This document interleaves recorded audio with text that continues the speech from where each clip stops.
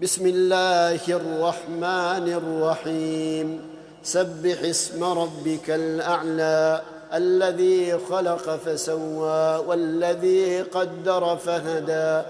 والذي أخرج المرعى فجعله غثاء أحوى سنقرئك فلا تنسى إلا ما شاء الله إنه يعلم الجهر وما يخفى ونيسرك لليسرى فذكر إن نفعت الذكرى سيذكر من يخشى ويتجنبها الأشقى الذي يصلى النار الكبرى ثم لا يموت فيها ولا يحيا قد أفلح من